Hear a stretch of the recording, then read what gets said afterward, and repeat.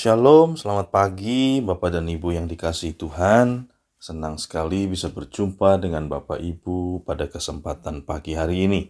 Saya percaya Tuhan yang baik, Tuhan yang besar, Tuhan yang bersama dengan kita, memberkati hidup saudara semuanya. Memberkati apa yang sedang saudara kerjakan, sehingga orang bisa melihat bahwa kita milik Allah. Puji Tuhan, pagi hari ini untuk mendasari renungan kita Mazmur 139 ayat 13 sampai 14 saya bacakan untuk saudara. Sebab engkaulah yang membentuk buah pinggangku, menenun aku dalam kandungan ibuku. Aku bersyukur kepadamu oleh karena kejadianku dahsyat dan ajaib. Ajaib apa yang kau buat, dan jiwaku benar-benar menyadarinya. Bagi saya, ketika saya membaca merenungkan ayat yang baru saja saya baca ini, Daud adalah orang yang mengerti benar dari mana dia berasal. Daud di dalam hatinya adalah orang yang mengerti benar siapa Allahnya. Daud adalah orang yang mengerti benar bagaimana Tuhan menjadikannya di dalam hidup ini, di dalam dunia ini. Nah, Bapak Ibu, penting bagi kita semua untuk mengetahui dari mana kita berasal. Penting bagi kita semua untuk sadar dan mengetahui bagaimana Tuhan mengasihi kita. Setiap saudara dan saya, setiap manusia dilahirkan dengan sebuah cerita. Tetapi tidak semua berani mengubah cerita hidupnya. Ada satu orang tokoh yang ingin saya ceritakan kepada saudara pada renungan pagi hari ini untuk menjelaskan ayat yang baru saja kita baca ini.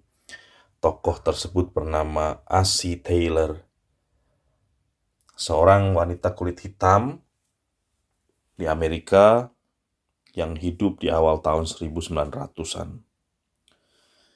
Ibunya adalah seorang wanita bisu tuli, buta huruf. Assi pun lahir bukan dari cerita yang bagus. Dia lahir sebagai hasil dari korban pemerkosaan dari majikan ibunya. Dan lahirnya dia. Assi hidup dalam kemiskinan, sering dihina, dibuli, bahkan dianggap sampah masyarakat. Sosialnya menganggap dan mengejeknya, memandangnya rendah. Bahkan untuk bersekolah pun bagi Assi sangat sulit.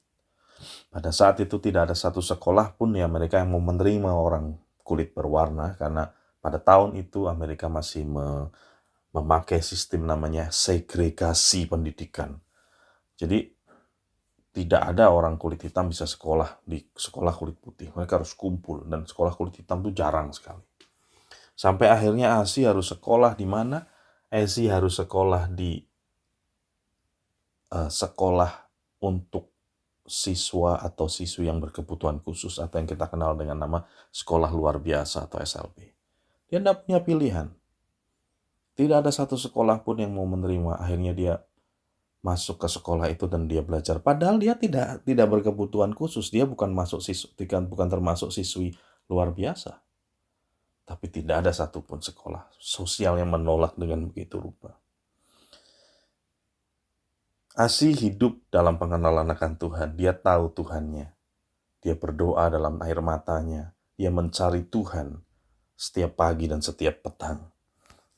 Dan satu hal yang indah yang saya pelajari lewat pembacaan mengenai tokoh ini adalah Assi adalah orang yang tidak pernah menyerah.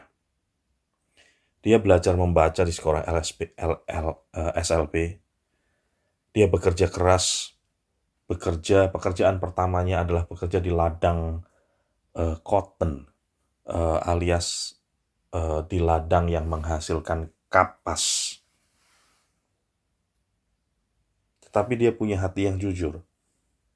Dia tekun dan dia taruh Tuhan dalam hidupnya. Dan dia mengerti benar, sekalipun sosialnya menolak dia, sekalipun dia tidak punya masa depan, tetapi dia tahu dia bukan berasal dari dunia ini. Dia berasal dari Tuhan, sama seperti saya dan saudara. Hingga akhirnya sejarah mencatat Assi Taylor di puncak karirnya dia menjadi bendahara negara Amerika Serikat. Tanda tangannya ada di uang dolar yang sekarang mungkin saudara pakai. Apa sebenarnya yang bisa kita pelajari moral dari cerita ini, Bapak dan Ibu? Dari anak yang dianggap hina, dia berubah menjadi tokoh yang dihormati. Kalau saya melihat pembacaan Alkitab dari Yeremia 29 ayat 11, sebab aku ini mengetahui rancangan apa yang ada padaku mengenai kamu. Rancangan damai sejahtera, bukan rancangan kecelakaan, untuk memberikan kepadamu hari depan yang penuh harapan. Saya berdoa buat setiap saudara, terutama engkau yang masih muda, masa depanmu masih di depan, masih panjang, lebar, luas, dan dalam. Jangan pernah membatasi dirimu sendiri karena keadaanmu. Memang mungkin semua terlihat sulit, engkau nggak bisa masuk ke kuliah, tidak punya uang untuk masuk ke SMA, dan segala macam. Tapi percayalah, saudara dan saya, Alkitab berkata, tidak berasal dari dunia ini. Kita punya Bapa yang mencukupi hidup kita. Kita punya Bapa yang memperhatikan hidup kita.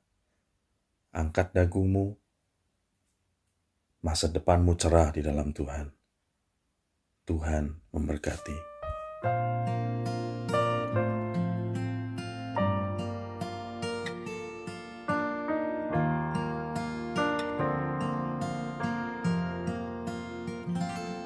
Penyertaan-Mu Tuhan, segalanya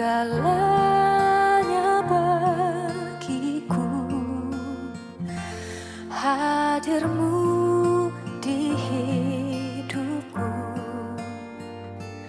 terutama bagiku. Penyertaan-Mu Tuhan, segalanya bagiku.